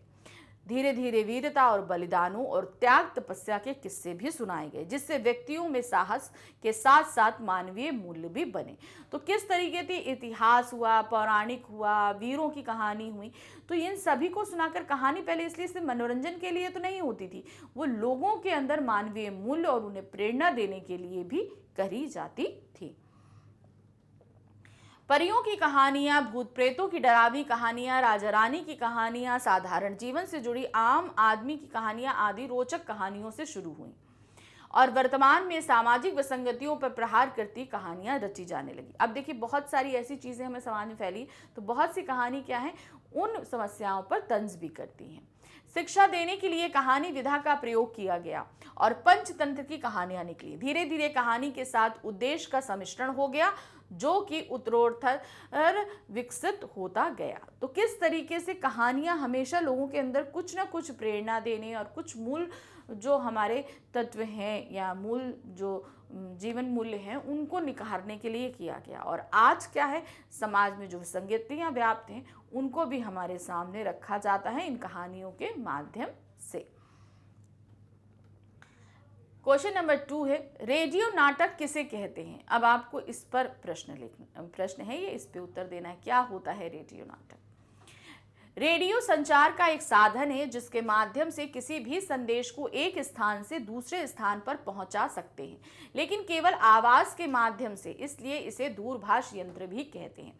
तो अब ये क्या चीज़ है, हम सिर्फ आवाज के माध्यम से, यहाँ हम देख नहीं सकते, ये एक श्रव्य माध्यम है। ठीक है, रेडियो नाटक एक श्रव्य माध्यम है। इसका रंगमंच एक तरह का अंधकार ही है, क्योंकि ये हमें दिखाई नहीं देता, केवल सुनाई देता है। दर्शक सुने जा रहे संवादों से अपनी कल्पना में दृश्यों की रचना कर लेते हैं। तो हम आंखें बंद कर कोई तो हमारे सामने कोई पिक्चर, अगर कोई कहानी चल रही है तो हम उसकी पिक्चर अपने आंखों के सामने ऐसे ही बनाते हुए चले जाते हैं। रेडियो नाटक शब्दों व माइक के सहारे प्रस्तुत किया जाता है। इसका समय निर्धारित होता है। इस पर देश, काल व स्थान का बंधन नहीं होता है कि यहाँ पर आपको ये इस देश का है, इसका ऐसा है, ऐसा कुछ नहीं, परिवेश नहीं। खाली यहाँ पर आपको ध्वनि पर ज़्यादा जोर देना होता है। ध्वनि है, संवाद है, इन पर ज़्यादा जोर दिया जाता है। प्रश्न संख्या 3 है, नाटक की विशेषताओं का उल्लेख कीजिए। अब नाटक में क्या क्वालिटीज होती हैं वो हमें निकालनी है। नाटक की विशेषताएं निम्नलिखित हैं। नाटक एक ऐसी विधा है जिसका मंच पर अभिनय किया जा सकता है। बिल्कुल सही है। नाटक का संबंध लेखक, निर्देशक, दर्शक और श्रोताओं से होता है। लिखने वाला है, जो उसे निर्देशित कर रहा है, जो देख रहा है और जो सुन रहा है, इन सभी से इनका संबंध होता है। नाटक का मंच पर अभिनय किया जाता है। और आगे है, नाटक को दृश्यों के आधार पर विभाजित किया जाता है। वहाँ पे एक दृश्य यहाँ लगा, दूसरा दृश्य ये, तीसरा दृश्य, इसी के हिसाब से नाटक के ऊपर स्टेज डेकोरेशन किया जाता है। नाटक में मंच सज्जा, संगीत तथा प्रकाश व्यवस्था का विशेष महत्व होता है। अब हम आ गए प्रश्न संख्या 9 पे। क्या दिया है, निम्नलिखित 3 में से किन्हीं 2 प्रश्नों के उत्तर लगभग 80 शब्दों में दीजिए। अब हमारे पास फिर हमारी बुक अभिव्यक्ति और माध्यम से ही प्रश्न पूछे गए हैं। ये जो प्रश्न पूछे जा रहे हैं ये 3 प्रश्न हैं, इनमें से 2 प्रश्न हमें करने हैं और हमें 80 शब्दों में करने हैं। अभी हमने 60 शब्दों में किए, अब हमें कितने करने हैं, 80 शब्दों में करने हैं। तो बढ़ा दिए, तो पहले अगर 3 नंबर का एक प्रश्न था तो अब हमारा एक प्रश्न कितना हो गया, 4 नंबर का हो गया, क्योंकि वर्ड लिमिट बढ़ाई गई है। तो यहाँ पर हमें 2 प्रश्न करने हैं, तो ये प्रश्न संख्या 9 हमारा कितना हो जाएगा, 8 मार्क्स का। पहला प्रश्न है, साइबर पत्रकारिता क्या है। अब आपको ये बतानी, साइबर पत्रकारिता किसे कहते हैं, यह क्या होती है। साइबर पत्रकारिता का अभिप्राय उस पत्रकारिता से है जो मोबाइल, कंप्यूटर, इंटरनेट पर खबरें देती है, क्योंकि यहाँ पर जो है हम क्या है, इलेक्ट्रॉनिक मीडिया के थ्रू चीज़ों को प्राप्त कर रहे हैं। आज तमाम वेबसाइटें इस प्रकार की हैं जो प्रमुख समाचार भी उपलब्ध कराती हैं। फिल्म, खेल, व्यापार जगत के साथ साथ अंतर्राष्ट्रीय घटना चक्र की ताज़ा तरीन जानकारी इन वेबसाइटों पर उपलब्ध होती है। अब क्या है, खबरें हम कैसे प्राप्त कर रहे हैं, हम इंटरनेट से प्राप्त कर रहे हैं, कंप्यूटर से प्राप्त कर रहे हैं, मोबाइल से प्राप्त कर रहे हैं। तो ये सारी चीज़ें हमें, जो खबरें हमें जिससे प्राप्त हो रही हैं उसी के हिसाब से इनसे, तो ये कहलाती है साइबर पत्रकारिता। साइबर मीडिया में ग्राफिक, ऑडियो, वीडियो, चित्र आदि सभी का प्रयोग होता है, सारी चीज़ें, क्योंकि यहाँ पर ग्राफिक्स करना इन सब पे, इलेक्ट्रॉनिक पे आसान हो जाता है। साइबर मीडिया अर्थात मल्टीमीडिया कई संचार माध्यमों से युक्त होता है। यह दर्शकों या पाठकों की रुचि को कम नहीं करता बल्कि बढ़ाता है, जिसके कारण वे इससे दूर नहीं जा पाते। तो हमारा इंटरेस्ट यहाँ पर डेवलप होता जाता है, इसके बाद क्या हुआ, ये क्या, ये, तो हम खबरें आगे देखते जाते हैं, कभी हमारा इंटरेस्ट कम नहीं होता। आगे आगे देखिए, मोबाइल में हम अगर कोई चीज़ देखना शुरू करते हैं तो क्या धीरे धीरे आगे आगे चीज़ें, क्योंकि खबर खाली एक लिमिटेड सीमित नहीं रहती, आप जहाँ की चाहें वहाँ की खबरें उससे ढूंढ कर निकाल कर देख सकते हैं। प्रश्न संख्या 2 है, बीट रिपोर्टिंग और विशेषीकृत रिपोर्टिंग में क्या अंतर है, स्पष्ट कीजिए। बीट रिपोर्टिंग क्या होती है, हम जिस क्षेत्र में कार्यरत हैं उस क्षेत्र से आधार पे हमें जो भी खबरें मिलती हैं उन्हें हम करते हैं। विशेषीकृत रिपोर्ट होती है कि मतलब जहां हमारा इंटरेस्ट भी है, हमने कुछ विशेषज्ञता प्राप्त करी हुई है, वहां के बारे में हम बहुत डीपली नॉलेज रखते हैं, वहाँ उसके ऊपर हम जब रिपोर्टिंग करते हैं तो उसे विशेष रिपोर्टिंग कहते हैं। देखिए इसको हम कैसे लिखेंगे। विशेष रिपोर्टिंग का आशय किसी विशेष क्षेत्र से संबंधित नए तथ्यों की आरंभिक जानकारी देना है। ठीक है, जो स्टार्टिंग इनिशियल लेवल्स होता है कि भाई यहाँ पर आज ये पिक्चर रिलीज हुई, ये हुआ, वो हुआ, तो वो जो ऊपर की जो जानकारी होती है वो बीट रिपोर्टिंग में आती है। इसमें कहाँ, कब, क्या, किसने किया, इसकी पर्याप्त सूचना होती है। इसकी सूचना देने वाले को बीट रिपोर्टर कहा जाता है।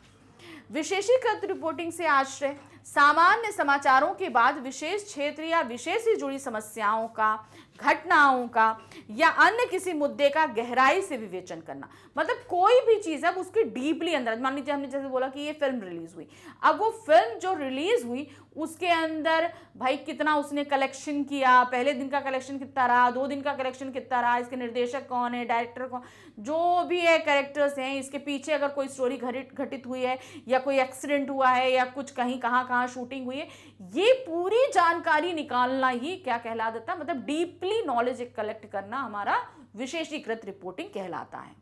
विशेषीकृत रिपोर्टिंग में घटना और घटना के महत्व का स्पष्टीकरण होता है तथा रक्षा, विदेश नीति, राष्ट्रीय सुरक्षा आदि को प्राथमिकता दी जाती है। तो विशेषीकृत रिपोर्टिंग जो है वो बहुत ही चुनी हुई क्षेत्रों में होती है जहां से लोग डीपली नॉलेज निकाल के हमें देते हैं। तीसरा प्रश्न है, हर सूचना समाचार नहीं होती, ऐसा क्यों?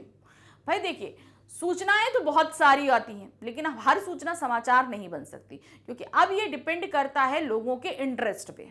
ठीक है ना, तो देखिए क्या है, हर सूचना समाचार इसलिए नहीं होती क्योंकि समाचार किसी भी ऐसी ताजा खबर, विचार या समस्या की रिपोर्ट होती है जिसे अधिक से अधिक लोगों की रुचि होती है। कोई भी जो तुरंत घटित हो और लोग उसके बारे में जानना चाहते हो, वही सूचना जो है समाचार बनती है और इसका प्रभाव भी अधिक से अधिक लोगों पर पड़ता है। समाचारों में तथ्यों की शुद्धता पर विशेष ध्यान दिया जाता है। इन तथ्यों को बिना तोड़े मरोड़े प्रस्तुत किया जाता है, मतलब जो आपके सामने तथ्य आए हैं, जो एविडेंस हैं, जो चीजें आपने कलेक्ट की हैं, वो जस की तस प्रस्तुत करी जाती है, उनमें हम कोई फेरबदल नहीं कर सकते हैं। हमें समाचार माध्यमों से महत्वपूर्ण सूचनाएं प्राप्त होती रहती हैं। ये सार्वजनिक महत्व की सूचनाएं होती हैं, ये व्यक्तिगत नहीं होती हैं, ये समसामयिक घटनाओं पर आधारित होती हैं। हमारी निजी जिंदगी पर आधारित सूचनाएं या व्यक्तिगत महत्व की सूचनाएं समाचार नहीं होती। तो जो हमारी पर्सनल चीजें होती हैं उन पर कभी भी कोई भी सूचना जो है वो समाचार नहीं बन सकती है। चलिए अब हम आ जाते हैं प्रश्न संख्या 10 पे। यहाँ पर हमारी पाठ्य पुस्तक आरोह से जो है वो प्रश्न रखे जाएंगे। तो सबसे पहले आरोह जो हमारी बुक है उसके काव्य खंड पर आधारित हमसे 3 प्रश्न पूछे गए हैं। हमें सिर्फ 2 प्रश्नों के उत्तर देने हैं, लेकिन 60 शब्दों में देने हैं। ध्यान रखना, सिर्फ 60 शब्दों में इसके उत्तर देने हैं। तो यहाँ पर सिर्फ 2 प्रश्न हमें करने हैं, तो एक प्रश्न हमारा कितने का रहेगा, 3 मार्क्स का। ठीक है, तो प्रश्न संख्या 10 हो गया हमारा 6 मार्क्स का। तो पहला प्रश्न है, कवि ने कविता की उड़ान और खिलने को चिड़िया और फूलों की तरह भिन्न बताया है। तो उन्होंने क्या बताया, कविता की जो उड़ान है वो चिड़िया जैसे उड़ती है वैसी नहीं है, उससे भी ज़्यादा डीपली होती है। फूल जो खिलता है, फूल क्या होता है, कुछ समय के लिए खिलता है, मुरझा जाता है, मगर कविता जो खिलती है वो हमेशा खिली रहती है और हमेशा महकती रहती है ना। तो देखिए क्या है, कविता कल्पना के पंखों पर चिड़िया की तरह मुक्त गगन में विचरण करती है और फूलों की भांति खिलकर अपनी शोभा सर्वत्र देती है। ये तो कविता भी करती है और ये सब चिड़िया और फूल भी करते हैं। किंतु कविता चिड़िया से भिन्न इसलिए है क्योंकि चिड़िया के पंखों की सामर्थ्य सीमित है, यानी कि उसका भी अपनी एक ताकत है ना, वहीं तक है, जबकि कविता की सामर्थ्य असीमित है क्योंकि वो क्या करती है, कल्पना के सहारे उड़ती है। इसी प्रकार फूल खिलकर मुरझा जाते हैं किंतु कविता कभी नहीं मुरझाती। ये उसकी शोभा सुगंध रूपी समय बीतने के साथ और भी बढ़ती जाती है। जैसे जैसे समय बीतता है वो और ज्यादा एनहांस करती जाती है। अब आते हैं प्रश्न संख्या 2 पर। कैमरे में बंद अपाहिज करुणा के मुखौटे में छिपी क्रूरता की कविता है। इस कथन पर अपने विचार व्यक्त कीजिए। करुणा किसकी है? उस अपाहिज व्यक्ति को आप लेकर आ रहे हो तो उसकी करुणा है, उसको कितनी तकलीफ है ना, और उस पे क्या है, आप उससे ऐसे ऐसे प्रश्न पूछ रहे हो कि उसको और ज्यादा तकलीफ हो रही है और उसके ऊपर आप उसको बेच के पैसा कमाना चाहते हो। तो ये क्या हुआ, संवेदनहीनता या क्रूरता जिसको हम बोलेंगे। कैमरे में बंद अपाहिज कविता करुणा के मुखौटे में छिपी क्रूरता की कविता है, क्योंकि एक शारीरिक रूप से अपाहिज विकलांग व्यक्ति जो शारीरिक रूप से चुनौती को सहन कर रहा है, दूरदर्शन वाले अपने कार्यक्रम को रोचक बनाने के लिए उससे तरह तरह के प्रश्न पूछकर विभिन्न भाव भंगिमाओं यानी संकेतों द्वारा एक साक्षात्कार कार्यक्रम बहाने उसका मानसिक शोषण कर रहे हैं। यानी कि उसको फिजिकली नहीं, मन से, अपनी बातों से उसको इतनी तकलीफ पहुंचा रहे हैं कि उसकी तकलीफ कम होने की बजाय और ज्यादा बढ़ती जा रही है। कार्यक्रम का उद्देश्य समाज के ऐसे व्यक्तियों के प्रति करुणा जागृत करना है। यह कविता दूरदर्शन स्टूडियो के भीतर की दुनिया को उभारती जरूर है, लेकिन ऐसे व्यक्ति की ओर संकेत करती है जो दुख, दर्द, यातना, वेदना को बेचना चाहता है। तो उस वर्ग को दिखा रही है जो किसी के दर्द को देखकर जो है वो अपनी पब्लिसिटी हासिल करना चाह रहा है, पैसा हासिल करना चाह रहा है। यह कविता शारीरिक चुनौती को सहन करते लोगों के प्रति संवेदनशील नजरिया अपनाने के रूप में देखी जा सकती है। कवि ने संवेदनहीनता को रेखांकित करने का प्रयास किया है कि लोगों के अंदर बिल्कुल संवेदना नहीं है, ये चीज हमारे सामने उजागर करी है। वह दिखलाता है कि किस तरह करुणा के मकसद से शुरू हुआ कार्यक्रम क्रूर बन जाता है। यानी कि आप दिखाना तो दुख चाहते हो, लेकिन उसमें ऐसी क्रूरता भरे प्रश्न पूछ रहे हो कि उस व्यक्ति को बहुत ज्यादा तकलीफ हो रही है। नेक्स्ट क्वेश्चन है क्वेश्चन नंबर 3। उषा कविता के आधार पर गांव की सुबह का वर्णन अपने शब्दों में कीजिए। तो कितना बढ़िया वर्णन किया है, सिल हो, चौका हो, बच्चों की स्लेट हो, तो वो जो एक प्राकृतिक वर्णन इन उपमाओं के जरिए करा है बहुत ही अच्छा है। तो उसी को आपको यहाँ अपने शब्दों में लिखना है। उषा कविता में कवि ने गतिशील बिंब योजना का प्रयोग करते हुए गांव की सुबह का सुंदर शब्द चित्र प्रस्तुत किया है। बहुत सुबह पूर्व दिशा में सूर्य दिखाई देने से पहले आकाश नीले शंख के समान प्रतीत होता है। एक तरफ से सूरज निकलता है ना लालिमा, तो उससे पहले क्या होता है, हल्की सूरज नहीं निकलता, लालिमा आती है और आसमान काले से नीला हो जाता है। उसका रंग ऐसा लग रहा था जैसे किसी गांव की महिला ने चूल्हा जलाने से पहले राख से चौका पोत दिया हो। तो जैसे राख गीली गीली रहती है ना, तो वो भी डार्क कलर की होती है, तो उस तरीके से लग रहा था। उसका गहरा रंग था। कुछ देर बाद हल्की सी लाली ऐसी दिखाई दी जैसे काले सिल पर जरा सा लाल केसर मल दिया हो और फिर उसे धो दिया हो, या किसी स्लेट पर लाल खड़िया या चौक मल दिया हो। तो इस तरीके से धीरे धीरे जो सुबह हुई है, प्राकृतिक वर्णन और उन उपमाओं के साथ करी है सुबह, उसका वर्णन यहाँ पर जो है कवि ने किया है। आकाश के नीलेपन में सूर्य ऐसे प्रकट हुआ जैसे नीले जल में किसी युवती का गोरा सुंदर शरीर झलमिता हुआ प्रकट हुआ। तो अभी तक तो लालिमा दिख रही थी, नीला सा आकाश दिख रहा था, लेकिन अब धीरे धीरे जैसे सूरज होता है ना, तो वो लालिमा बढ़ती जाती है, उजाला बढ़ता जाता है और कालिमा घटती जाती है। तो एकदम से सूर्य प्रकट हुआ तो जैसे लगा कि एक गोरी सी स्त्री जो है वो उसकी झिलमिलाहट नदी के पानी में दिखाई दी। लेकिन सूर्य के दिखाई देते ही ये सारा प्राकृतिक सौंदर्य मिट गया, कि उषा का जो जादू था वो टूट गया। अब आते हैं प्रश्न संख्या 11 पे। इसमें भी हमसे काव्य खंड से ही प्रश्न पूछे गए हैं। 3 प्रश्न पूछे गए हैं, 2 प्रश्न करने हैं, लेकिन शब्द लिमिट कम कर दी। अभी 60 वर्ड्स थी, अब हमें कितनी पूछी गई है, 40 वर्ड्स में हमें आंसर देना है। यहाँ पर एक प्रश्न हमारा रहेगा 2 मार्क्स का। तो पहला प्रश्न है, पंथी क्या सोच रहा है और क्यों? पंथी वो क्या सोच रहा है, चल रहा है, वो क्या क्यों सोच रहा है? तो क्या है, पंथी ये सोच रहा है कि कहीं जीवन रूपी पथ में मृत्यु रूपी अंधकार छा गया तो मैं लक्ष्य की प्राप्ति नहीं कर पाऊंगा, अतः मुझे अपनी गति बढ़ानी चाहिए, मंजिल अब ज्यादा दूर नहीं है। तो जैसे यहाँ पर पथिक के माध्यम से बताया गया कि जब हम रास्ते में चलते हैं तो हम जल्दी जल्दी घर पहुँचना चाहते हैं ताकि अपने परिवार वालों से मिल सके। तो यहाँ पर जो रास्ता है वो जीवन बताया गया है। और क्या पंथी किसे बताया गया है? हम लोगों मानवों को बताया गया है। अंधकार किसे? मृत्यु को बताया गया है। तो उन्होंने बोला है कि हमारा जो लक्ष्य डिसाइडेड है हमें वो अपना जल्दी अचीव करना चाहिए, क्योंकि मृत्यु कब आ जाएगी हमें पता नहीं। यही सोच के हम अपनी क्रियाशीलता को बढ़ा देते हैं। दूसरा प्रश्न है, दूरदर्शन वाले कैमरे के सामने कमजोर को ही क्यों लाते हैं? क्योंकि कमजोर को लाने से क्या होगा, करुणा पैदा होगी, लोग उससे जुड़ेंगे, इसलिए। तो देखिए क्या है, करुणा वालों, दूरदर्शन वालों को पता है कि कमजोर व अशक्त लोगों के प्रति समाज में करुणा व दया का भाव होता है।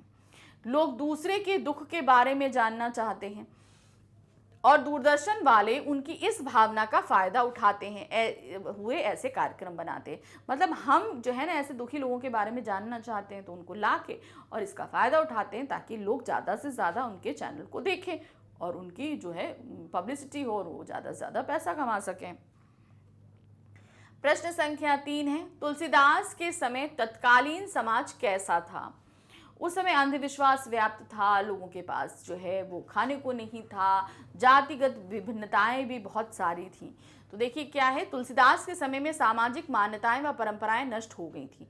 समाज में धार्मिक अंधविश्वास फैल रहा था जिसमें पूरा समाज फंसता जा रहा था। समाज में नारी की स्थिति सोचनीय थी। तो ये सारी जो चीजें व्याप्त थी वो हम यहाँ पर बताएंगे जो उनके पद में दिया गया है। अब हम आते हैं प्रश्न संख्या 12। प्रश्न संख्या 12 और 13 हमारे आरोह बुक के गद्य खंड के प्रश्न हैं। तो गद्य खंड पर आधारित यहाँ पर हमारी जो आरोह बुक का गद्य खंड है ना, उस पर आधारित 3 प्रश्न पूछे गए हैं। हमें सिर्फ 2 प्रश्न करने हैं और ये किस में करने हैं, 60 शब्दों में इसके उत्तर देने हैं। तो यहाँ पर एक प्रश्न का जो मार्क्स रहेगा कितना, 3 मार्क्स का हमारा जो है वो एक आंसर रहेगा। तो पहला प्रश्न है, भक्तिन के स्वभाव की ऐसी 2 विशेषताओं का उल्लेख कीजिए जिसके कारण उसने लेखिका को अपने अनुसार ढाल लिया। वो चीज़ें क्या हैं जिससे लेखिका भी उनके अनुसार ढल गई थी? तो देखिए क्या है यहाँ पर, भक्तिन के स्वभाव की 2 विशेषता। भक्तिन देहाती खाना पीना जैसे मकई, दलिया, मट्ठा, ज्वार के भुने, सफ़ेद दानों की खिचड़ी आदि बनाना जानती थी। तो ये सारी चीज़ें अच्छे से उसको आती थी। तो जो है पहले तो महादेवी वर्मा नहीं खाती थी लेकिन धीरे धीरे खाने लगी थी। देहाती खाने की रुचि ना होते हुए भी लेखिका को खाना पड़ता था। ठीक है, फिर लेखिका को अपने बोल चाल खान पान के अनुरूप ढाल लिया लेकिन खुद को लेखिका के अनुसार नहीं ढाल पाई। तो जो चीज़ें थी ना उन्होंने अपने अनुसार ढालती गई लेकिन कभी भी भक्ति ने अपने आप को लेखिका के अनुसार नहीं डाला। लेखिका एक तरीके से पूरी उनके साथ ढल गई थी। अब आते हैं प्रश्न संख्या 2 पर। बाजारूपन से आप क्या समझते हैं? कैसे लोग बाजार को सार्थकता प्रदान करते हैं? बाजारूपन यानी कि बाजार में जितनी सारी चीज़ें लगी रहती है वो हमें आकर्षित करती हैं कि आइए मुझे खरीदिए। तो वो बाजारूपन में हमको नहीं फंसना है। और सार्थकता कौन प्रदान करता है? जो इतने सजे धजे बाजार में जाए लेकिन अपने मतलब की जो चीज़ें हैं वो हमें लेकर आनी है और उसी से काम करना है। तो जैसे लेखक ने भगत जी का उदाहरण दिया था, वो बाजार को एकदम सार्थकता प्रदान करते हैं। वो जाते हैं और अपने मतलब की जो गोली बनाने की जिरामन और जीरा वगैरह जो उन्हें लेता है वो लेना है, वो वापस चले आते हैं। तो वो बाजार को सार्थकता प्रदान करते हैं। बाजारूपन से बाजार के कपट भाव बढ़ता है और अपनेपन के अभाव में आपस में उचित व्यवहार में कमी आ जाती है। ग्राहक और विक्रेता के संबंध केवल व्यावसायिक ही रह जाते हैं। एक की हानि में दूसरा अपना लाभ देखता है। ऐसे व्यक्ति ही बाजार को सार्थकता दे सकते हैं जो अपनी आवश्यकताओं को ठीक ठीक समझकर बाजार का उपयोग करते हैं।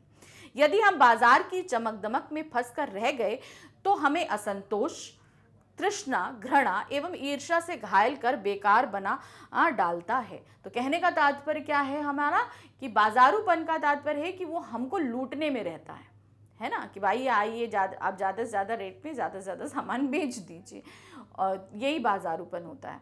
लेकिन हम सार्थकता कब देंगे कि हमको जो ज़रूरत है हम सिर्फ उतना ही लेकर आएँ और उसके जादू में हम फंसने ना पाएँ। तीसरा प्रश्न है, जीजी इंद्रसेना पर पानी फेंकना पानी की बर्बादी क्यों नहीं मानती? उनके तर्कों का उल्लेख कीजिए। क्योंकि वो पानी फेंकना क्या कह रही हैं, इंद्र को अर्घ देना बोल रही हैं। वो जिस तरीके से खेत बुआई करते हैं उस तरीके से वो पानी की बुआई मान रही हैं। ऋषि मुनियों ने त्याग को बताया है। तो ये सब तर्क उन्होंने दिए हैं जिसके हिसाब से वो बोल रही हैं कि पानी फेंकना पानी की बर्बादी नहीं है। इंद्रसेना गांव के बालकों और किशोरों की एक मंडली थी जो लोगों से घर घर जाकर पानी मांगा करती थी। जीजी ने कहा कि यदि हम इंद्रसेना पर पानी नहीं फेंकेंगे तो इंद्र भगवान हमें पानी कैसे देंगे? यह पानी की बर्बादी नहीं बल्कि यह तो पानी का अर्घ है जिसे हम कुछ पानी की चाह लेकर इंद्र को चढ़ाते हैं। मनुष्य जिस वस्तु को दान में नहीं देगा तो फिर कैसे पाएगा? ऋषि मुनियों ने दान को सर्वोत्तम बताया है। तो उन्होंने कुछ तर्क दिए हैं, तो यहाँ पर हमने भी 1-2 तर्क दे दिए। त्याग भावना से जो दान दिया जाता है उसी से फल की प्राप्ति होती है। जिस प्रकार किसान 30-40 मन गेहूं की पैदावार प्राप्त करने के लिए पहले अपने खेत में 5-6 सेर अच्छे गेहूं की बुआई करता है, इसी प्रकार हमारे इस कार्य से प्रसन्न होकर इंद्र देवता काले मेघा वर्षा करेंगे, जिससे गांव शहर खेत खलियान खेल खेल उठेंगे। तो उन्होंने जो 3 तर्क दिए थे, ऋषि मुनि का, किसान का, अर्ध का, ये सारे ही हमने यहाँ पर बता दिए। तो जी के तर्कों को यहाँ प्रस्तुत करना था। अब आते हैं प्रश्न संख्या 13। ये हमारे प्रश्न पत्र का अंतिम प्रश्न है। यहाँ पर भी हमसे गद्य खंड पर आधारित 3 प्रश्न पूछे गए हैं। 2 प्रश्न हमको यहाँ पर करने हैं, लेकिन अब शब्द लिमिट हमारी क्या हो गई, कम हो गई, यानी कि 40 मार्क्स की हो गई। तो यहाँ पर जब वर्ड लिमिट कम हुई है तो मार्क्स भी कम होंगे। तो यहाँ पर 2 नंबर का हमारा एक प्रश्न आएगा। तो 2 प्रश्न हम करेंगे तो 4 नंबर का हो गया। तो प्रश्न संख्या 13 जो है वो हमारी कितने मार्क्स की हो गई, 4 मार्क्स की हो गई। तो पहला प्रश्न है, लेखक किस कार्य को व्यर्थ मानता है और क्यों। तो लेखक किस चीज को व्यर्थ मान रहे थे, वो था मेढक मंडली पर पानी फेंकने को, क्योंकि जब पानी हमारे पास कम है, इतनी अनमोल चीजें, तो हमें बचा कर रखना चाहिए, उसे हम फेंक कर बर्बाद क्यों कर रहे हैं। तो क्या है, लेखक सूखे के समय मेढक मंडली पर पानी फेंकना व्यर्थ मानता है। वर्षा ना होने के कारण पानी की इतनी कमी अधिक कमी है, जिसके अनुसार दिन दिन गहराते पानी के संकट के समय मेढक मंडली पर पानी फेंकना पानी की बर्बादी है। ऐसे अंधविश्वासों से देश का ही नुकसान होगा। तो जो चीज़ हमारे पास इतनी कम बची है तो उसका वेस्ट हमें नहीं करना है। तो उन्होंने ये तर्क किया कि हम उसको मेढक मंडली पे फेंक कर क्यों, इतनी मुश्किल से हम पानी को ला रहे हैं, इकट्ठा कर रहे हैं अपनी ज़रूरतों के लिए, और उसे हम फेंक कर बर्बाद करें। तो ये हमारे हिसाब से सही नहीं है, ये एक तरीके का अंधविश्वास है। दूसरा प्रश्न है, बाजार दर्शन में लेखक किसकी महिमा का कायल है। तो वहां पर उन्होंने क्या बोला कि फिजूल खर्ची हमें नहीं करनी। तो यहाँ किसकी महिमा बताई गई है कि किस तरीके से पति पत्नी जाते हैं, वो सारी चीज़ें उन्होंने बताई। कई उन्होंने उदाहरण दिए, तो कोई भी एक दे दीजिए। बाजार दर्शन में लेखक पत्नी की महिमा का कायल है, क्योंकि आदि काल से फिजूल खर्ची में पत्नी की प्रमुखता पति से अधिक प्रमाणित है। पत्नी जब पति के साथ बाजार जाती है तो वह अपने पति को कुछ अधिक सामान खरीदने को मजबूर कर देती है। मतलब होता है कि जो पत्नियां होती हैं वो कुछ ना कुछ करके इतना सामान खरीद लेती हैं, खूब पैसे खर्च कर देती हैं, पति अपने आप उसको खरीदने भी देते हैं। ये उनके अंदर अपना एक बॉन्ड जो बिहेवियर होता है, इसी की महिमा के जो हमारे लेखक है वो कायल हैं। प्रश्न संख्या 3 है, जेठ जिठौतों के मन किस कारण ललचा जाते हैं। तो जेठ और जिठौरों के मन किस लिए, जेठ मतलब जो उस भक्तिन के जो जेठ हैं, बड़े उसके पति के जो बड़े भाई हैं वो, और जिठौत उन्हीं जेठों के बच्चे। तो लालच किस लिए आता है, भक्तिन के हरे भरे खेत, मोटी ताजी गाय भैंस और फलों से लदे पेड़ देखकर जेठ जिठौतों के मन ललचा जाते हैं और किसी प्रकार उन्हें हड़प लेने को बेचैन रहते हैं। वे भक्तिन की सारी संपत्ति पर अपना कब्जा कर लेने चाहते हैं। तो जब भक्तिन का पति खत्म हुआ तो सबकी निगाह जो है वो भक्तिन की जो है प्रॉपर्टी पे आ जाती है। अब चूंकि उसने जो प्रॉपर्टी अर्न करी थी उसकी खूब सेवा करी थी, खूब देखभाल करी थी, तो उसके जितने भी जानवर थे हष्टपुष्ट थे, उसके खेत खूब लहलाते थे, पेड़ों पे फल भी खूब होते थे। तो ये सारी चीज़ें देखकर जो जेठ और उनके बच्चे थे उनके मन में लालच भर जाता है कि किसी तरीके से उनको ये सारी प्रॉपर्टी मिल जाए, और इसी के लिए वे हथकंडे भी अपनाने लगते हैं। किसी तरह भक्तिन दूसरी शादी कर ले तो वो वहाँ चली जाएगी, तो खेत उनके नाम आ जाएंगे। तो इस तरह बहुत सारे हथकंडे वो अपनाते हैं उसकी सारी प्रॉपर्टी पे अपना कब्जा कर लेने के लिए। तो यहाँ पर हमने अपना प्रश्न संख्या जो 13 था उसके आखिरी प्रश्न के साथ ये प्रश्न पत्र भी समाप्त कर दिया। तो ये प्रश्न पत्र था हमारा 10। तो हमने काफ़ी हद तक आप लोगों को प्रैक्टिस करा दी है। तो अभी एग्ज़ाम्स बहुत ही नज़दीक आ चुके हैं, तो इनकी प्रैक्टिस अच्छे से करते रहिए, जो आपको बहुत ही ज़्यादा फ़ायदा देगी आपके बोर्ड एग्जामिनेशन में। तो चलिए फिर से मिलेंगे नए टॉपिक के साथ में। Thank you for watching, bye bye.